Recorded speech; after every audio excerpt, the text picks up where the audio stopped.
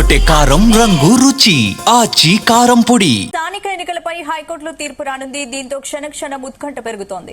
ఎప్పుడు ఏ తీర్పు వినాల్సి వస్తుందోనని అటు అధికార పార్టీతో పాటు ఇటు అభ్యర్థుల్లోనూ టెన్షన్ పెరిగిపోతోంది.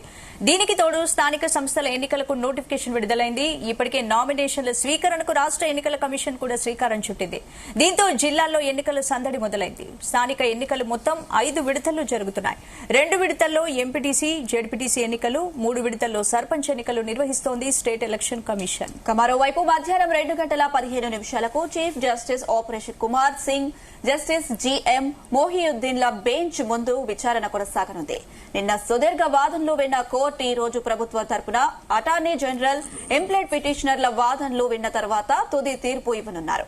ఈ తీర్పు ఎన్నికల ప్రక్రియను ప్రభావితం చేస్తుందా లేదా అనేది ప్రధాన ప్రశ్న. పిటిషనర్లు జీవో 9ను సవాల్ చేస్తూ ఇది సుప్రీంకోర్టు ట్రిపుల్ టెస్ట్ ను ఉల్లంఘిస్తుందని, 50% రిజర్వేషన్ మ్యాట్రిక్స్ ను దాటుతుందని వాదించారు. ఈ కేసులో ప్రధాన పిటిషనర్ల తరపున న్యాయవాదులు J Prabhakar, B Mayur Reddy, KV Reddy తదితరులు నిన్న సుదీర్ఘంగా వాదించారు.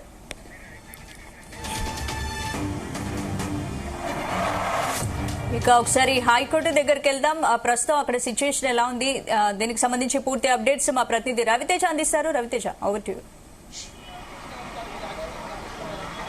రైట్, రెండో రోజు అదే ఉత్కంఠ. రాష్ట్ర వ్యాప్తంగా ఏం జరుగుతూ ఉంది, ఎన్నికల సందర్భంగా ఎన్నికలు సాఫీగా జరుగుతాయా, ఈ రోజు కోర్టు ఇచ్చేటువంటి నిర్ణయం ఏ రకంగా ఉండబోతా ఉంది. ఇప్పటి వరకు ఎన్నికల కమిషన్ ఒక నోటిఫికేషన్ విడుదల చేసింది. ఖరారు చేసినటువంటి తేదీల ప్రకారంగానే నోటిఫికేషన్లు, నామినేషన్లు, విత్డ్రాలు, తర్వాత ఎలక్షన్ జరుగుతుందనేది ఎన్నికల కమిషన్ చెప్తా ఉంది.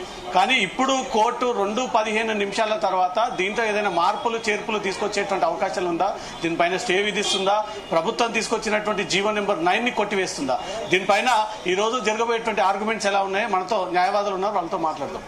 మీరు సపోర్టెడ్ గా ఉన్నటువంటి న్యాయవాది అనుకుంటాను.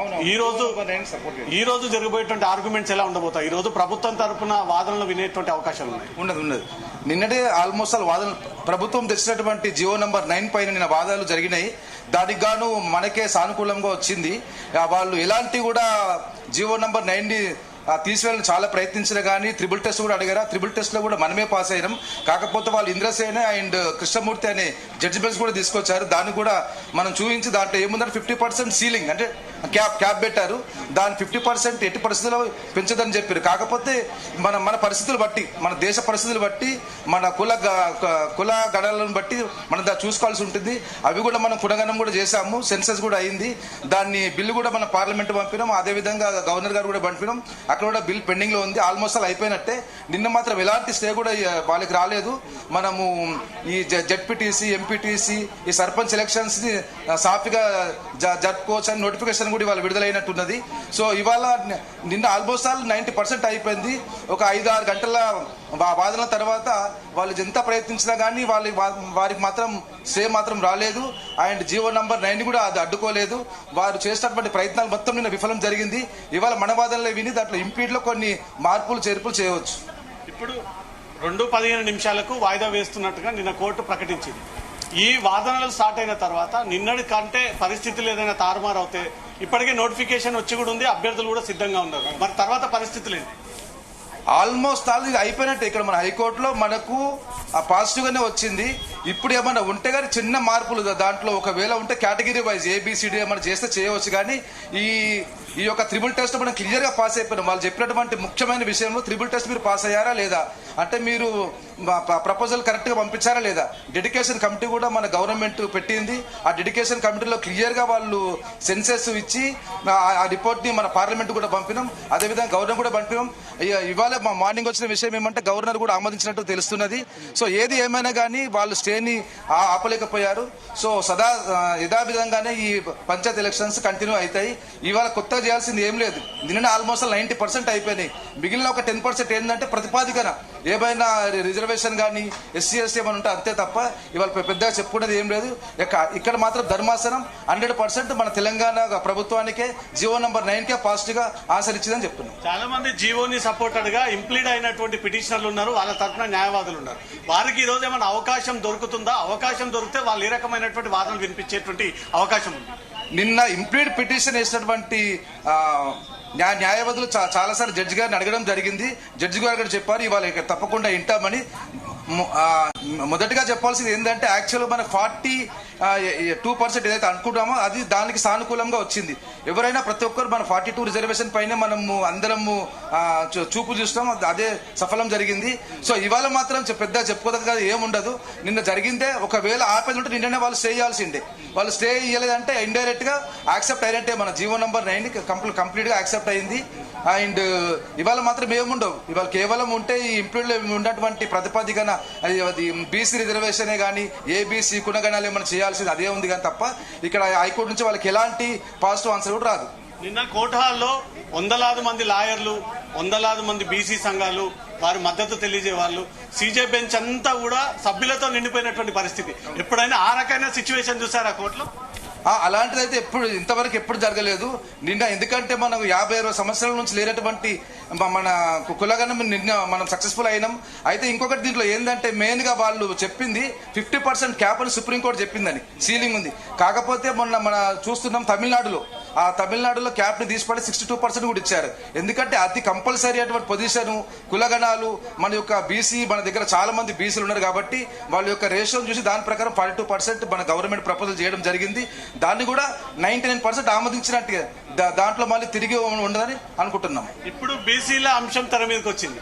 ఆటోమేటిక్ గా అవతల ఓసీ అంశం తెరపైకి తీసుకొచ్చి మాకు కూడా రిజర్వేషన్లు ఇవ్వాలి అని మీ పక్కన ఉన్నటువంటి ఎమ్మెల్యేనే కోరుతున్నారు.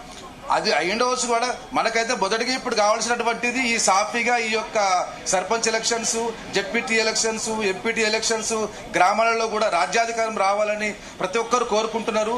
మాకు రాజ్యాధికారం ఇచ్చినటువంటి ఫలాలు తినాలనుకుంటున్నారు. అది వాళ్ళ సక్సెస్ఫుల్ అయింది కాబట్టి మొదటిగా దీన్ని ప్రతిపాదిస్తాం, తర్వాత చూద్దాం రేపు ఏం జరుగుతుందో. దీనిపైన స్టే విధించే ఛాన్స్ ఉందా, లేదా ఎన్నికల తర్వాత దీన్ని వాదనలు విందామని చెప్పి కోర్టు అంటుందా? అసలు జీవోని కొట్టివేసేటువంటి అవకాశం ఉందా? ఎట్టి పరిస్థితిలో జీవో 9 కొట్టివేసే పరిస్థితి లేదు.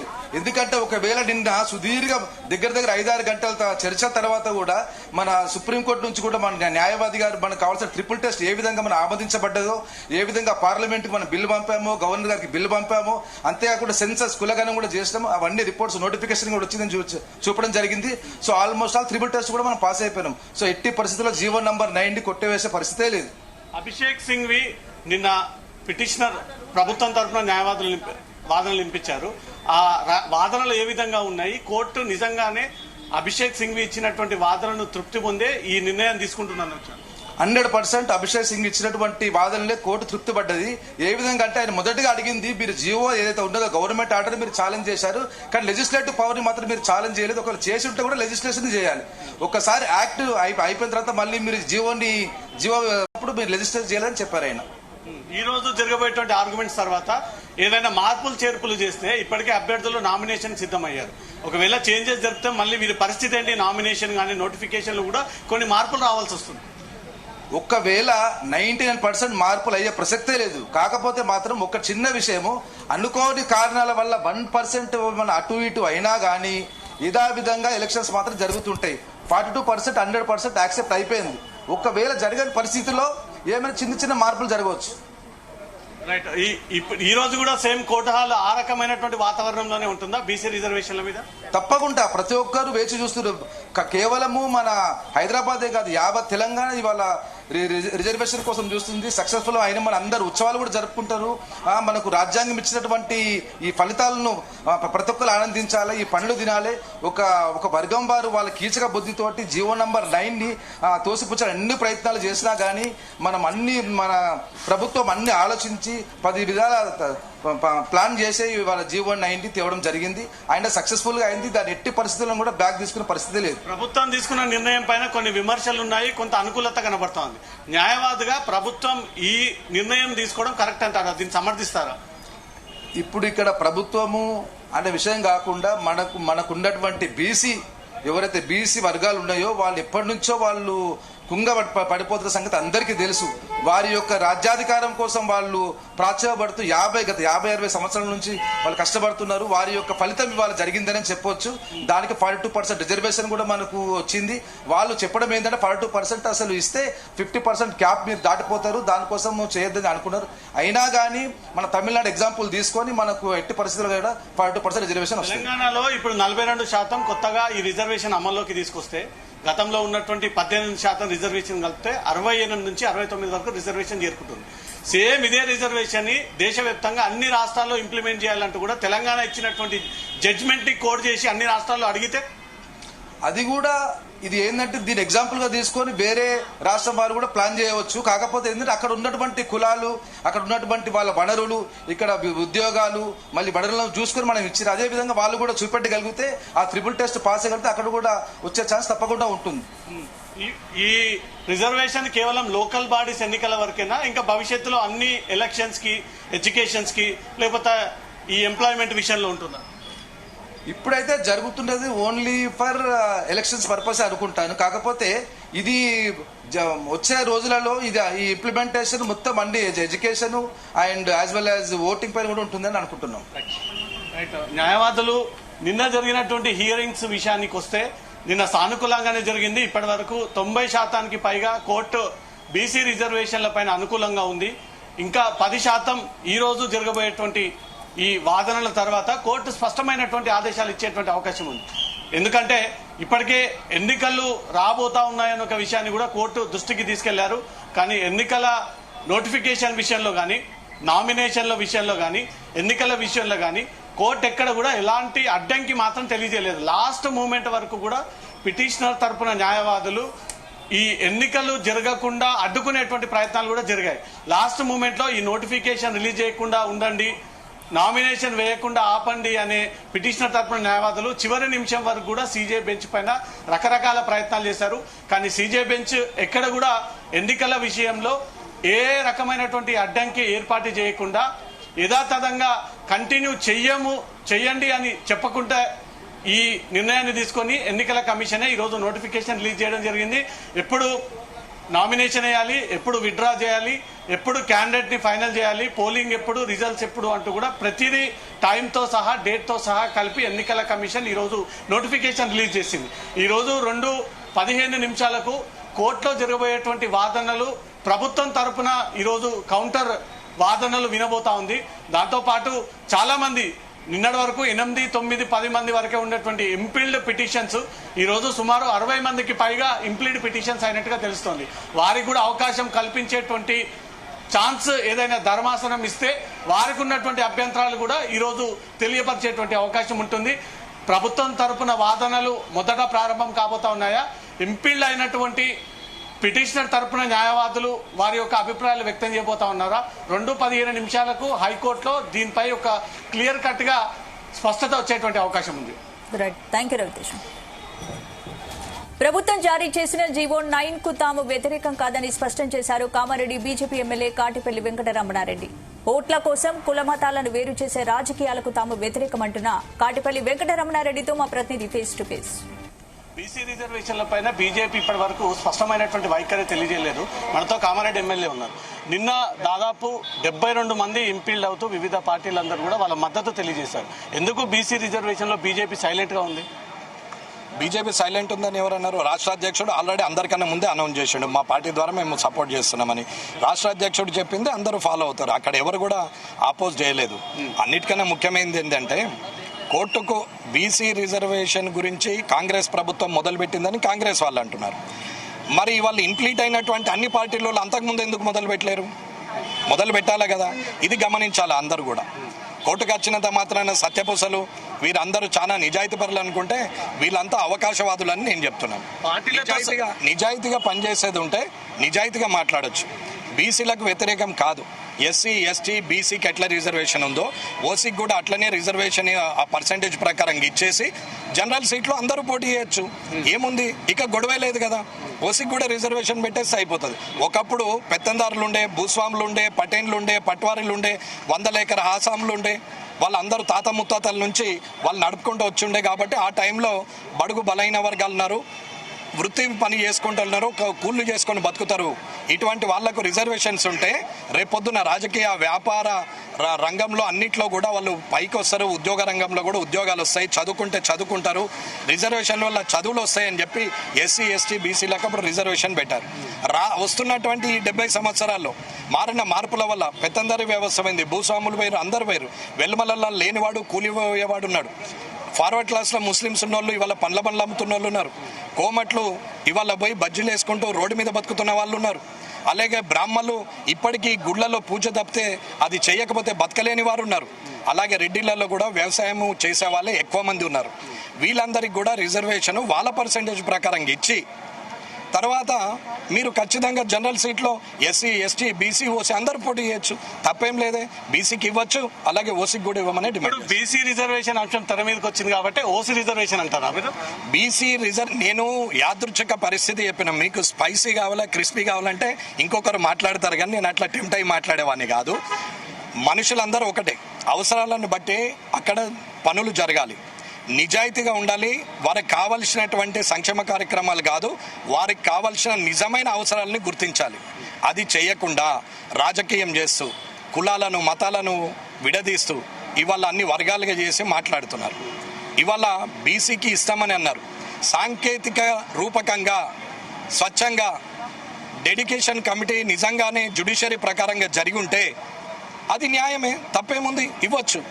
ఒకవేళ అది కాదు, రాజకీయంగా ఓటు రావాలని అప్పర్ హ్యాండ్ ఉండాలని రేపటి భవిష్యత్తు కోసము ఇవాళ బీసీలను మేకల్ని చేస్తా అని అనుకుంటే మాత్రము అది తప్పు అని చెప్తున్నాం. జీవో నెంబర్ 9ని సమర్థిస్తున్నారా వ్యతిరేకిస్తున్నారా? ఇంతకీ చట్టాన్ని అందరూ గౌరవిస్తాం, దాన్ని వ్యతిరేకించడము దాన్ని ఒప్పుకోవడం అనేది ఉండదు. చట్టం అందరికీ చట్టమే, చట్టాన్ని గౌరవించాల్సిందే, ఒప్పుకోవాల్సిందే.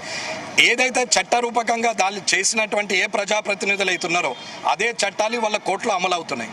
ఇవాళ ఆ చట్టాన్ని ఏ ప్రజాప్రతినిధులైతే చట్టసభల్లో చేశారో వారే గౌరవించకుండా ఇలాంటి పనులు చేస్తూ ఉంటే దానికి రూపం లేదు. నా ముఖాన్ని నేను తిట్టుకున్నట్టే, నన్ను నేను అనుకున్నట్టే అని అంటున్నాను. ఈ బీసీ రిజర్వేషన్ అంశానికి సంబంధించి కామారెడ్డి ఎమ్మెల్యే స్పష్టంగా తనకున్నటువంటి అభిప్రాయాన్ని వ్యక్తం చేయడం జరిగింది. గతంలో నుంచి బీజేపీ పార్టీ అధ్యక్షుడు ఇచ్చినటువంటి స్టాండ్ పైనే మేమందరం కూడా పనిచేస్తూ ఉన్నామని, ఈ టైంలో ఈ రకమైనటువంటి రిజర్వేషన్లు ఇవ్వడం కారణంగా కొంత గ్యాప్ ఏర్పడేటువంటి అవకాశం ఉందంటూ మాత్రం కామారెడ్డి ఎమ్మెల్యే అంటున్నారు. Camera person Hemanth, Raviteja, Zee News, Hyderabad.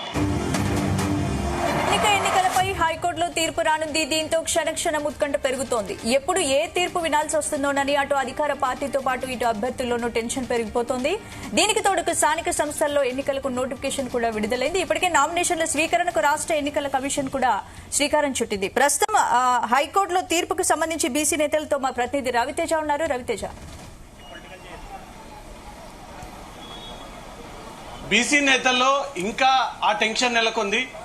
Last moment వరకు కోర్టు ఏదైనా మార్పులు చేర్పులు చేస్తే నోటిఫికేషన్ మార్చాల్సి వస్తుందా, లేదా నామినేషన్లు దాఖలు చేస్తే మళ్ళీ వేరే డేట్ కేటాయించాల్సి వస్తుందా? అప్పటికే నామినేషన్ల పర్వానికి సిద్ధమయ్యారు. వారి వారి ప్రభుత్వ కార్యాలయానికి నోటిఫికేషన్ కార్యాలయాలకి వెళ్తూ మరి కాసేపట్లో నామినేషన్ దాఖలు చేయనున్నారు. కొన్ని చోట్ల ఆల్రెడీ నామినేషన్లు కూడా దాఖలైనట్టుగా సమాచారం అందుతుంది. కోర్టు ప్రకటించేటువంటి తీర్పుని బట్టి సాఫీగా ఎన్నికలు సాగబోతా ఉన్నాయా? లాస్ట్ మూమెంట్ లో ఏమైనా మార్పులు చేర్పులు జరిపితే ఏంటి పరిస్థితి? అసలు బీసీ నాయకులు ఏమనుకుంటా ఉన్నారు? ఈ రోజు కోర్టు అభిప్రాయం విషయానికి సంబంధించి మనతో కొంతమంది నాయకులు ఉన్నారు. నిన్న నుంచి కూడా ప్రత్యక్షంగా హైకోర్టులో జరుగుతున్నటువంటి వాదనలు వింటా ఉన్నారు. కోర్టు చాలా క్లియర్ గా ఎన్నికల విషయంలో ఎలాంటి అభ్యంతరాలు అయితే వ్యక్తం చేయలేదు, అడ్డంకులు కూడా పెట్టలేదు. దాని ప్రకారంగానే ఎన్నికల కమిషన్ నోటిఫికేషన్ ఇచ్చింది, నామినేషన్లకు కూడా సిద్ధమయ్యారు. ఈ రోజు జరగబోయేటువంటి వాదనల విషయంలో మీరు ఏం కోరుకుంటా ఉన్నారు?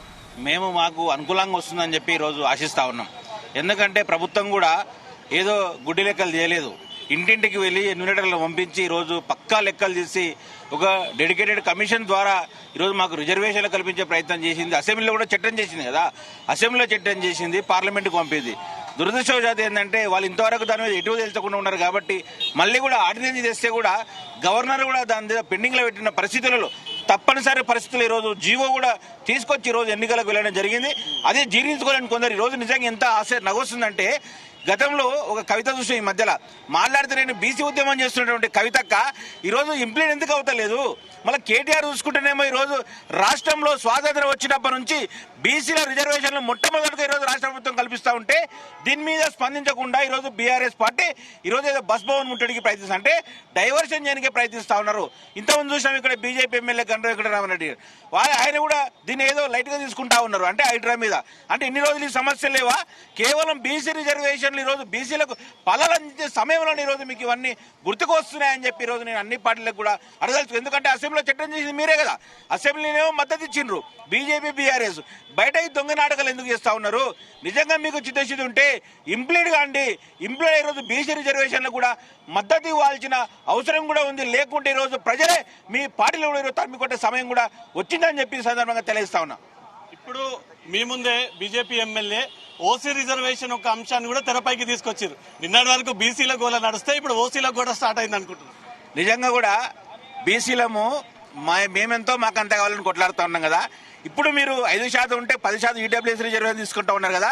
నిజంగా కూడా ఈ 42% రిజర్వేషన్ ఆల్రెడీ స్థానిక సంస్థలలో 565 జడ్పీటీసీలు, 5749 ఎంపీటీసీ స్థానాలు, అదేవిధంగా 12733 సర్పంచ్ స్థానాల్లో కూడా 42% తర్వాత జనరల్ స్థానాలు అన్ని మేము గెలుస్తాం.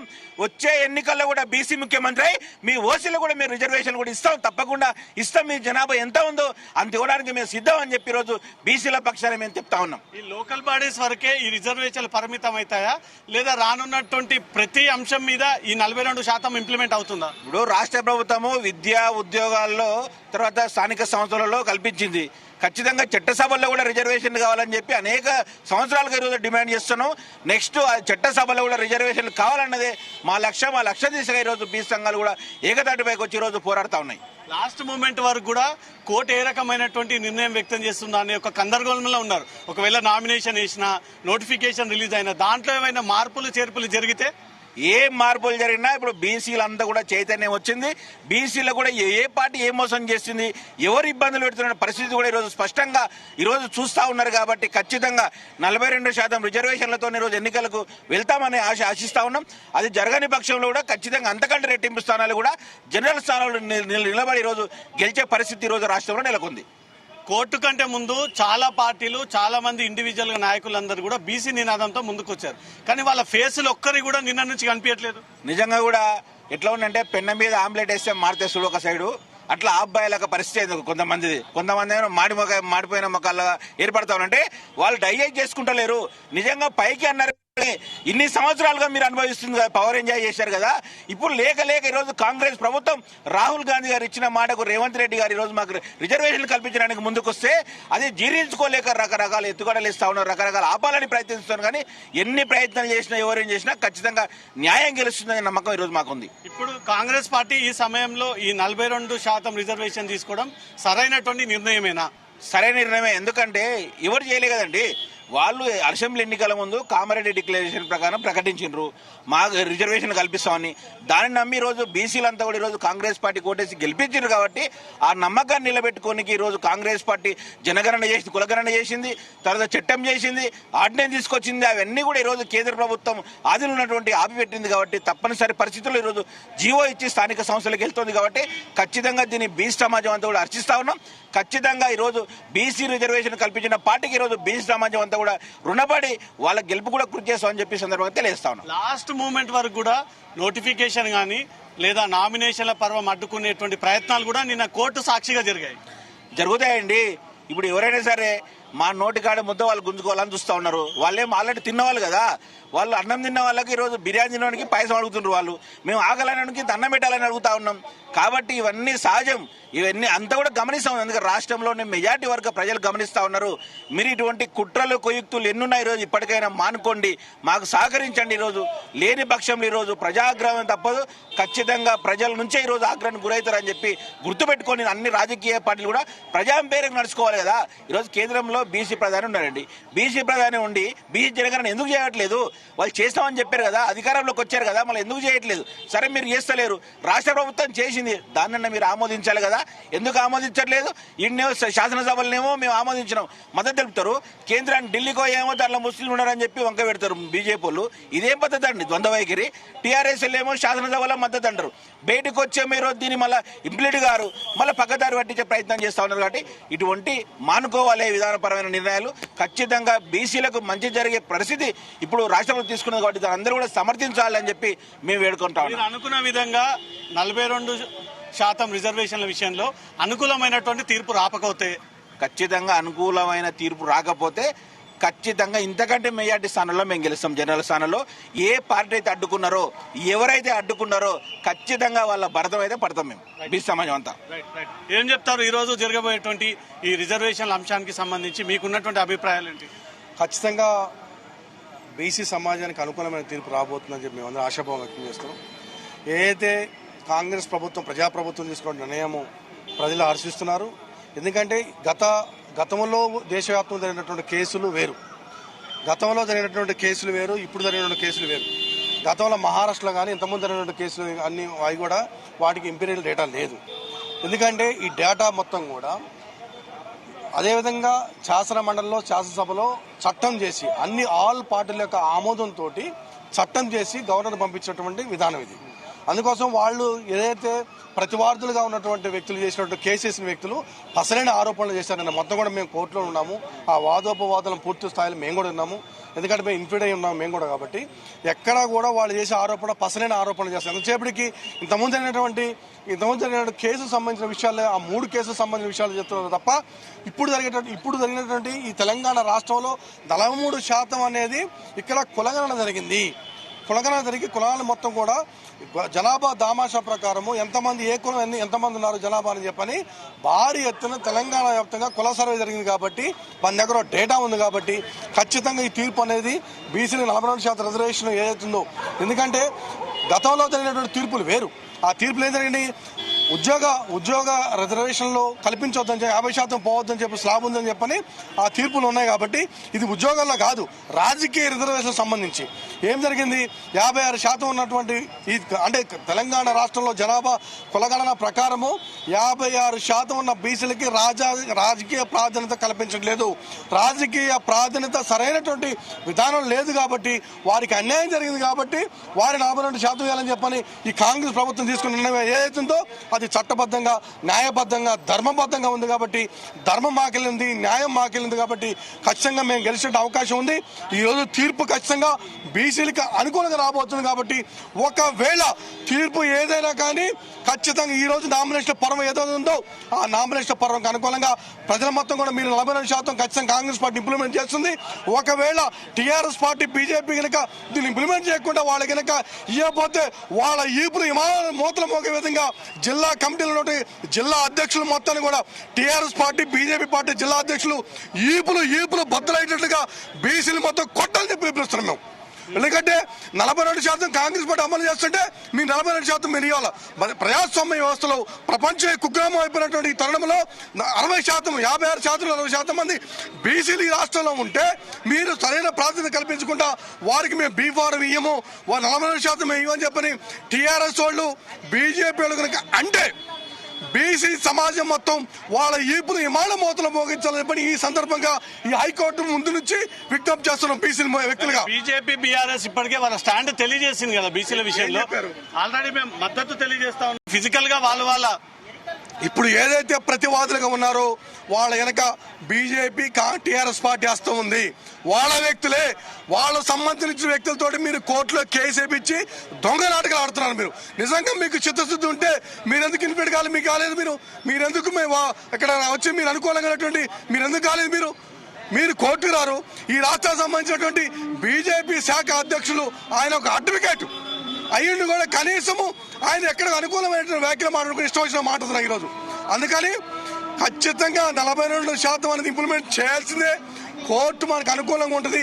ఒకవేళ ఏదైనా తీర్పు రిజర్వ్ అయినా కానీ 42%గా మీరు కూడా ఏదైతే బీసీలకు అనౌన్స్ చేసినో అక్కడ బీసీలు మీరు టికెట్లు ఇవ్వాల్సిందే. ఇవ్వకపోతే మాత్రం మీ ఈపులు పగులుతీ గ్యారెంటీగా. ఇది మాత్రం పక్కా. పార్టీలను హెచ్చరిస్తున్నారా? బీసీలుగా హెచ్చరిస్తున్నాం. ఏ పార్టీని? టీఆర్ఎస్ పార్టీని, బీజేపీ పార్టీని బీసీలుగా హెచ్చరిస్తున్నాం మేము. కాంగ్రెస్ పార్టీ ఇస్తామని చెప్పి ఒప్పుకున్నారు. కాంగ్రెస్ పార్టీ అనౌన్స్ చేశారు, 42% పెట్టారు. రేపు పొద్దునపూట ఒకవేళ తీర్పు రిజర్వ్ అయినా కానీ 42% ఏదైతే అనౌన్స్ చేశారో దాని ప్రకారం సీట్ ఇచ్చే అవకాశం ఉంది. కాబట్టి టీఆర్ఎస్ బీజేపీ కూడా దానికి అనుకూలంగా ఇవ్వని చెప్పి మేము విజ్ఞప్తి చేస్తున్నాం, హెచ్చరిక కూడా చేస్తున్నాం మేము. అందుకని అసలు తీర్పు రిజర్వ్ అనే మాట ఉండదు, ఖచ్చితంగా మాకు అనుకూలం జరుగుతుంది. అందుకని ఈ రోజే నామినేషన్ పర్వం స్టార్ట్ అయింది కాబట్టి యథేచ్ఛగా మొత్తం 42% అనుకూలంగా మీరంతా కూడా నామినేషన్ వేయండి. మీకు ఖచ్చితంగా ఈ బీసీలకి న్యాయం జరగబోతుంది. లాస్ట్ మూమెంట్ వరకు కోర్టు ఏమైనా మీరు అనుకున్నటువంటి అనుకూలమైన తీర్పు ఇవ్వకపోతే చెప్పినాం కదా, కాంగ్రెస్ వాళ్ళకి ఖచ్చితంగా 42% రిజర్వేషన్ ఏదైతే ఇచ్చారో దాని ప్రకారం పోతుంది. మిగతా పాటు కూడా ఇవ్వాలని చెప్పి మేము అంటున్నాం కదా.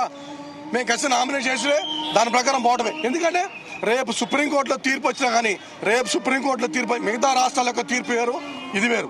ఇది డాటా ఉంది మా దగ్గర, కుల సర్వే చేసినాం. సో కుల సర్వే చేసినాం కాబట్టి ఎటువంటి ఒకవేళ పోటీ చేసిన అభ్యర్థులకు కూడా ఎటువంటి అబ్జెక్షన్ లేదు, ఎటువంటి కూడా మీకే భయం లేదు.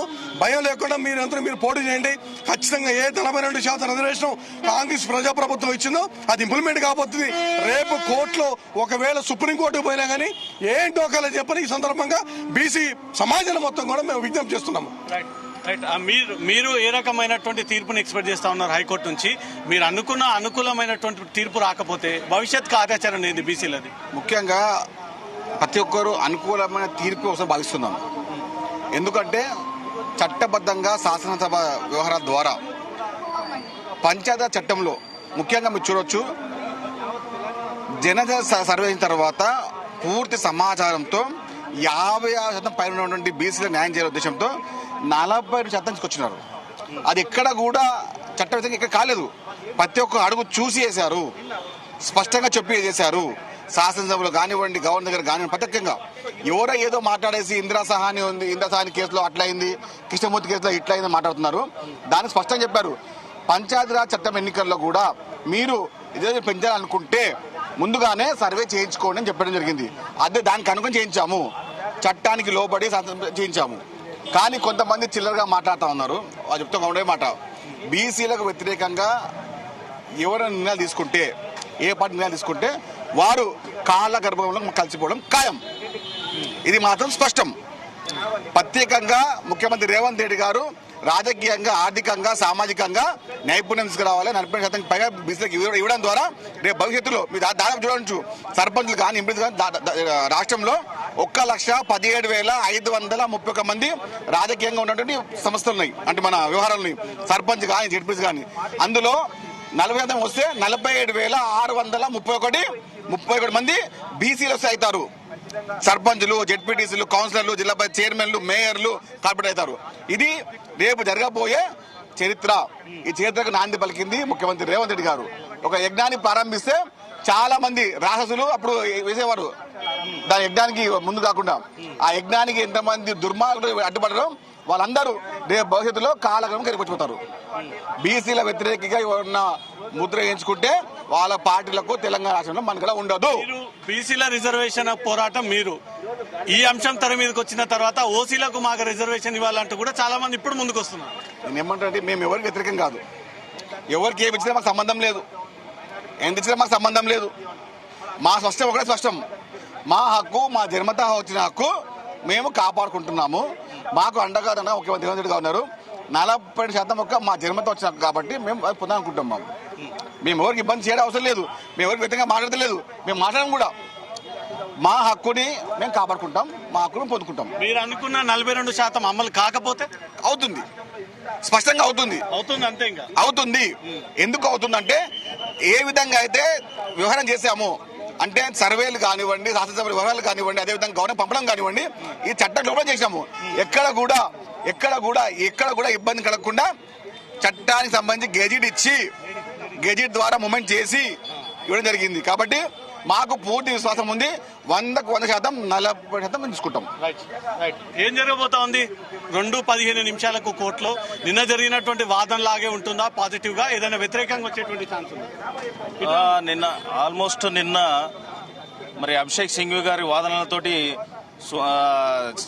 సీజే గారు కూడా కొంత ఏకీభవించారని మేము భావిస్తా ఉన్నాం. అందుకనే మరి వారికి పిటిషనర్లకు ఎలాంటి స్టే ఇవ్వడం జరగలేదు.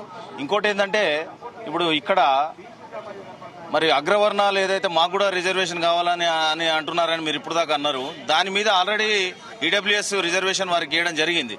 అదేవిధంగా ఇప్పుడు ఈడబ్ల్యూఎస్ రిజర్వేషన్కి రాని అడ్డంకి మరి బీసీలకు 42 రిజర్వేషన్ పెంచితే ఎందుకు వస్తా ఉంది? అసలు వాళ్ళకి లోక స్టాండే లేదు. దాంతో బీసీలకు పెంచినంత మాత్రాన వారికి వచ్చే ఎఫెక్ట్ ఏం లేదు.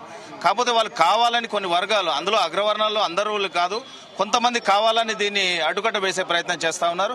ఈ రోజు ఖచ్చితంగా మరి 42 రిజర్వేషన్ మీద ఒక శుభవార్త వస్తుంది అనేది మేము భావిస్తా ఉన్నాం.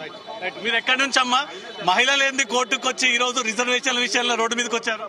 మహిళలు ఫస్ట్ ఆఫ్ ఆల్ ఏంటంటే మేము ఫస్ట్ నుంచి కూడా బీసీ రాజ్యాధికార సమితి నుంచి మేము బీసీల గురించి, బీసీ రిజర్వేషన్ గురించి పోరాటం చేస్తున్నామండి. నా పేరు బండారి పద్మావతి. బీసీ రాజ్యాధికార సమితి మా అధ్యక్షులు వారు దాసు సురేష్ గారు. అయితే మేము ఈరోజు వస్తున్నారు, మా వాళ్ళందరూ కూడా వస్తున్నారు. కాకపోతే ఏంటంటే మేము మహిళలు ఈరోజు రోడ్డు మీదకి ఎందుకు వచ్చామనంటే ఈరోజు కోర్టుకు వేయాల్సిన అవసరం ఏముంది. ఎందుకంటే 65% ఉన్న బీసీలకి ఈమంతా అన్యాయం జరుగుతుంటే ఇప్పుడు 100% వచ్చిన రిజర్వేషన్ ఉన్నా కానీ లేనట్టు నడుస్తుంది. అది ఎవరికి పోతుందో తెలియదు. ఇప్పుడు ఏంటంటే 42% మనకి రిజర్వేషన్ వస్తే మాకు న్యాయం జరుగుద్దని అనేసి మేము రోడ్డు మీదకి రావటం జరిగింది. ఇంకోటి ఏంటంటే చదువుకున్న పిల్లలు ఉన్నారు, మహిళలు కూడా చదువుకున్న వాళ్ళు ఉన్నారు. ఇప్పుడు ఈ కులాలలో కూడా కులానికి ఎంత అనేది కూడా తేలాల. ఇంకోటి కులాల లెక్క కూడా తేలాల. కులాలకు ఏ కులానికి ఎంతమంది ఉన్నారు, జనాభా ఎంతమంది ఉన్నారు అనేది కూడా తేలాల. అది తేలిన తర్వాత వాళ్ళ జనాభాను బట్టి వాళ్ళకి రిజర్వేషన్ ఉంటే బాగుంటుందని అనేసి మేము అనుకుంటున్నాం. ఇంకోటి ఏంటంటే రిజర్వేషన్ ఉంటే ఏంటంటే చదువుకున్న పిల్లలకి ఇప్పుడు అత్యంత వాళ్ళు ఇప్పుడు కోర్టుకేశారు కానీ వాళ్ళు ఏంటంటే ఇప్పుడు చూసి కూడా చదవలేని వాళ్ళకేమో గజెటెడ్ ర్యాంకులు వస్తున్నాయి. ఇప్పుడు అత్యంతంగా 100కి 100 మార్కులు ర్యాంకులో పాస్ అయిన వాళ్ళకి ఉద్యోగాలు లేక ఇళ్లలో పనులు చేసుకుంటున్న ఆడపిల్లలు కూడా ఉన్నారు, బాసాలను దోముకునే పిల్లలు కూడా ఉన్నారు. అటువంటి వాళ్ళకి ఏంటంటే మా బీసీ మహిళలు ప్రతి ఒక్క జిల్లాలు కానీ ఇప్పుడు మా బీసీ రాజ్యాధికార సమితి ఏంటంటే జిల్లాల పరంగా కానీ మండలాల పరంగా కానీ అంతా కూడా పంచాయతీ పరంగా కానీ అన్ని మీటింగ్లు కమిటీలు వేసుకుంటా మేము ప్రతి ఒక్క మహిళల్ని మొత్తాన్ని కూడా మేము మేలు కొలుపుకుంటూ వస్తున్నాము. ఇప్పుడు ఈ రోజు ఈ కోర్టులో న్యాయం జరుగుద్దని మేము ఆశిస్తున్నాము. ఈ బిల్లు పాస్ అవుతుందని అనేసి మేము న్యాయవాదం మాకల్లే ఉంటుందని అనేసి న్యాయంగానే 42% రిజర్వేషన్ అమలు చేస్తే మీకు వచ్చేటువంటి బెనిఫిట్స్ ఏంది? మాకు వచ్చే బెనిఫిట్ ఏందనంటే మా పిల్లలు చదువుకుంటున్నారండి. మాకు రాజకీయంలో కూడా మాకు రిజర్వేషన్ ఉండాలి. రాజకీయంగా ఇప్పుడు ఉన్న వాళ్ళని మీరే చూడండి, మీడియా పరంగా కూడా చూడండి, లెక్కల పరంగా చూడండి, ఎక్కడన్నా కూడా మనకి బీసీ వాళ్ళు ఎంతమంది ఉన్నారండి పార్లమెంట్లో కానీ రాజ్యసభలో కానీ ఇప్పుడు మన ఎమ్మెల్యేలు కానీ ఎంతమంది ఉన్నారు, మన మినిస్టర్స్ ఎంతమంది ఉన్నారు, ఇప్పుడు అత్యంత వర్గాల వాళ్ళు ఎంతమంది ఉన్నారు, వాళ్ళు ఒక్కసారి చూడండి, మీరు న్యాయంగా చూడండి. ఆ న్యాయం అనేది ఏంటంటే ఆ న్యాయం గురించి మేము పోరాడుతున్నాం కాబట్టి ఈ రోజు మహిళలు కూడా వస్తున్నారు రోడ్డు మీదకి. ఎందుకు వస్తున్నారు మహిళలు? మనకి చదువుకుంటే మనకి పిల్లలకు ఉద్యోగాలు లేవు. మన బీసీ మహిళలు కూడా మేము ఇప్పుడు కాదండి గత 5 సంవత్సరాల నుంచి కూడా జిల్లాలన్నీ తిరుగుతుంటే కూడా మేము బస్తీ బాటని కూడా పెట్టాము. బతకటానికి వచ్చిన మహిళలు కూడా వాళ్ళు మేము పోయేది మాత్రం ఖాళీ సంచితోటి పోతాం. వాళ్ళ ప్రాబ్లమ్స్ అన్ని కూడా రాసుకుంటే సంచి నిండుతుంది. మాకు అంత ప్రాబ్లమ్స్ తోటి ఉన్నారు ఈ రోజు మన బీసీ మహిళలు. 42% రాష్ట్ర వ్యాప్తంగా ఈ రిజర్వేషన్ అమలు కాకపోతే అది తర్వాత ఉండే పరిణామం చాలా ఉంటుందండి. అది మీరే చూస్తారు ఏ రకంగా ఉంటుందంటే ప్రతి ఒక్కరు కూడా బీసీ వాళ్ళు మొత్తం కూడా ఇంతకు ముందు మన తెలంగాణ రాష్ట్రం అట్టే ఉడికిందో అంతకంటే ఎక్కువ అవుతుంది. ఎందుకనంటే ప్రతి ఒక్కరు కూడా ఎట్లాంటి విద్యార్థులు కానీ మహిళలు కానీ పిల్లలు కానీ ప్రతి ఒక్క ఇంట్లో వాళ్ళు కూడా మొత్తం రోడ్ల మీదకి వచ్చేసి ధర్నా చేయడానికి కూడా సిద్ధంగా ఉన్నారు. ఇప్పుడు కానీ రాష్ట్ర ప్రభుత్వం దీనికి అనుకూలంగా ఉంది కదా, మీరు ధర్నా చేసేది ప్రభుత్వానికి వ్యతిరేకంగా కాదు కదా? అవునన్నా, ఇప్పుడు రాష్ట్ర ప్రభుత్వం అనుకూలంగా ఉందనేసి ఖాళీ చెప్తున్నారు. కానీ పిల్లని పిర్రగిచ్చేసి ఏడవద్దనంటే ఎట్లా ఉంటది? ఆ వేసిన వాళ్ళు ఎవరో కానీ వాళ్ళు రెడ్డిస్ వాళ్ళే కదా. ఇప్పుడు రెడ్డిస్ అని అంటే అందరికి చుట్టుకుంటది కదా. ఇప్పుడు బీసీ అని అంటే బీసీ వాళ్ళు అందరం రోడ్ల మీదకి వచ్చిన వాళ్ళేదా? ఇప్పుడు బీసీ ఆయన సుధాకర్ రెడ్డి అనేటైనా రెడ్డి వేసిండు. మరి వాళ్ళకి మీరు ప్రభుత్వంలో ఉన్నారు, వాళ్ళకి మీరు ఎందుకు చెప్పుకోలేకపోతున్నారు? మీరు చెప్పుకోవాలి కదా. వాళ్ళు ఈ రోజు వేయబట్టే కదా ఇంత అట్ట ఉడికిపో అయిపోతుంది. ఎందుకంటే న్యాయం మాకల్లి ఉంది కాబట్టి న్యాయం అనేది గెలుస్తుందని అనేసి ప్రతి ఒక్కరు కూడా ఎదురు చూస్తున్నారు. రాష్ట్రం మొత్తం, తెలంగాణ రాష్ట్రం మొత్తం కాదు, యావత్ ప్రపంచం మొత్తం కూడా చూస్తుంది. ఇప్పుడు మీ మీడియా పరంగా కానీ ఏ విధంగా కూడా బీసీలకు న్యాయం జరగాలని కూడా ప్రతి ఒక్కళ్ళు అనుకుంటున్నారు. ఆ విధంగా మాకు బీసీలకు న్యాయం జరుగుద్దని, న్యాయస్థానం మాకల్లి వస్తుందని ఆ దేవుడి మీద భారం వేసి మేము ఏమంతా మేము చాలా మంది వివిధ పార్టీలకు చెందిన మహిళలు ఇండివిజువల్ గా మీలాగా పార్టీలు, ఎన్జిఓలు, మహిళా సంఘాలు చాలా మంది నిన్నటి వరకు కనిపించారు. కానీ కోర్టులోకి వచ్చిన తర్వాత ఎవరు కూడా అలా మొహాలు కనిపించట్లేదు. ఇక్కడ కోర్టులోకి వచ్చిన తర్వాత అంటే మహిళలు ఎందుకు గాని రావట్లేదు అంటేనంటే మహిళలు వస్తారు. మహిళలు రావటానికి ఏంటంటే ఇప్పుడు ప్రతి ఒక్కరు కూడా ఏదైనా ధర్నాల దగ్గరనో లేకపోతే ఇక్కడ ఇట్లా రోడ్ల మీదకి వచ్చేసి వాళ్ళు చెప్పుకోవటంలో ఇది ఉండదు. కానీ వాళ్ళు చేసేది చేస్తున్నారు. ఏంటంటే మహిళలుగా వాళ్ళు మగవాళ్ళకి ఉత్సాహం ఇచ్చేసి వాళ్ళని పంపిస్తున్నారు. ఎందుకనంటే మహిళలు అన్న తర్వాత ఇంట్లో పనులు, పిల్లల పనులు వాళ్ళ వీళ్ళు ఉంటాయి కదా. ఇట్లా రోడ్డు మీదకి రావడానికి కూడా కొంచెం ఆలోచిస్తారు కాబట్టి అది వాళ్ళు మహిళలు కూడా వచ్చే అవకాశం ఉంది కాబట్టి వాళ్ళ తరపున మేము ఖాళీ నామకి అన్నట్టు వచ్చాం. కానీ తర్వాత అనేది మాత్రం చాలా తీవ్రంగా ఉంటుందని అనేసి ఈ పిటిషన్ వేసిన వాళ్ళకు కూడా మేము ఈ విధంగా మీ మీడియా పరంగా తెలియపరుస్తున్నాం. బీసీ రిజర్వేషన్ తరపున జాగృతి కవిత కూడా మొదటి నుంచి ఫైట్ చేస్తా ఉంది. కవిత కూడా ఖచ్చితంగా బీసీ రిజర్వేషన్ లో తన మద్దతు ప్రకటించింది. ఇలా అన్ని పార్టీలకు చెందినటువంటి మహిళా ముఖ్య నేతలు కూడా బీసీ రిజర్వేషన్ లో తమ మద్దతును తెలియజేస్తా ఉన్నారు. బీసీ మహిళగా రావటం మాకు చాలా సంతోషంగానే ఉంది. ఆవిడ కాకపోతే బీసీల గురించి అనేసి ధర్నాలు చేస్తున్నారు, మీటింగ్లు పెడుతున్నారు, అంతా బాగుందండి.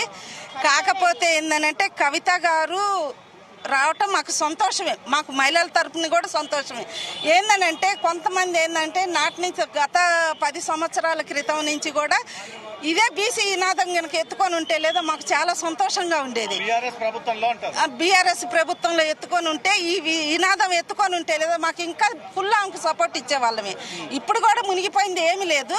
ఆవిడకి మా తరపు నుంచి కూడా ఎటువంటి సపోర్ట్ ఇవ్వమన్నా కానీ బీసీల గురించి మాట్లాడుతుంది కాబట్టి, బీసీల గురించి పోరాడుతుంది కాబట్టి మాకు మా విధంగా కూడా మాకు ఆవిడకి ఎటువంటి ఇది లేదు. ఆవిడ కనుక మా బీసీల గురించి పోరాడితే ఆమెను కలుపుకొని పోవటానికి కూడా మాకు సిద్ధంగానే ఉంటాం. ఓకే, ఆల్రెడీ నోటిఫికేషన్ వచ్చింది, నామినేషన్లు వేయబోతా ఉన్నారు. ఒక పక్క కోర్టులో ఇంకా పెండింగ్ లో ఉంది. మీరు అనుకున్నటువంటి అనుకూలమైనటువంటి తీర్పు రాకపోతే ఈ నామినేషన్లు ఎట్లా, నోటిఫికేషన్లు ఎట్లా? నామినేషన్స్ అనేది వాళ్ళది ఎట్లాగానంటే నామినేషన్ వేశారు కానీ వాళ్ళకు గుండెల్లో గుబులు అనేది ఉంది. ఏం జరుగుతుందో ఎట్లా అవుతుందో మరి ఈ తీర్పు వచ్చిన తర్వాత ఏమవుతుందో అనేది వాళ్ళకి ప్రతి ఒక్కళ్ళు మంత్రులు కానీ ఎమ్మెల్యేలు కానీ పార్టీ ఇప్పుడు నామినేషన్ వేసిన వాళ్ళకి కూడా గుబులు పుడుతుంది. ఎందుకనంటే ఇది ఎలా వస్తుందో తెలీదు, మనకి ఎవరికి తెలీదు. అది బయటకు వచ్చిన తర్వాత అనేది కానీ ఆ నామినేషన్లు ఉపయోగించుకునేదా లేకపోతే మళ్ళీ కంటిన్యూ చేసుకునేదా అనేది మాత్రం ఈ తీర్పు వచ్చిన తర్వాత తెలుస్తుంది. ఏ రకమైన తీర్పు వస్తుంది అనుకుంటున్నారు కోర్టు తరపున? మాకైతే బీసీల తరపు నుంచి అయితే బీసీలు 65% ఉంది కాబట్టి వాళ్ళకి న్యాయం జరుగుద్దని అనేసి మేము ఈ విధంగా మీ మీడియా పరంగా కూడా మేము కోరుకుంటున్నామండి. బీసీలకి మాకు న్యాయం జరుగుద్ది, న్యాయం మా పక్షాన్ని ఉందని అనేసి మేము ఆశిస్తున్నాం. బీసీ మహిళగా రాష్ట్ర మహిళలకు ఏం సందేశం ఇవ్వాలనుకుంటున్నారు ఈ రిజర్వేషన్ల విషయంలో?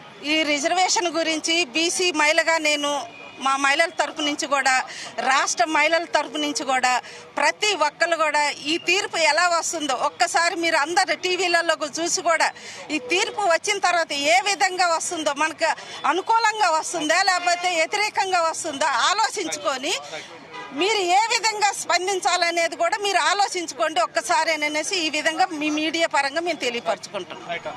ఈ రిజర్వేషన్ల అంశానికి సంబంధించి మహిళలు సైతం హైకోర్టుకి చేరుకొని ఈ రోజు ఏం జరగబోతా ఉంది, కోర్టులో ఏ రకమైనటువంటి వాదనలు వెలగబోతా ఉన్నాయి, ఈ వాదనలు మాకు అనుకూలంగా ఉండబోతా ఉన్నాయా, కోర్టు మాకు వ్యతిరేకమైనటువంటి తీర్పు ఇవ్వబోతా ఉందంటూ కూడా మహిళలు సైతం బీసీ రిజర్వేషన్ పైన ఉత్కంఠగా నెలకొన్నటువంటి వాదనలకు సంబంధించి ప్రత్యక్షంగా వినడం కోసం కోర్టుకు చేరుకున్నటువంటి పరిస్థితి. Right, thank you Raviteja.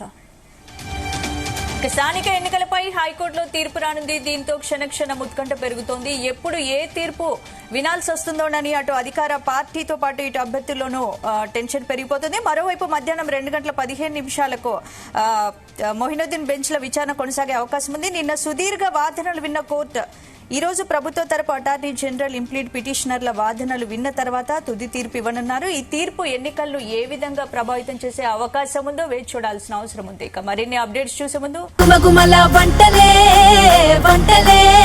తెరకొట్టే కారం రంగు రుచి ఆచి కారం పొడి.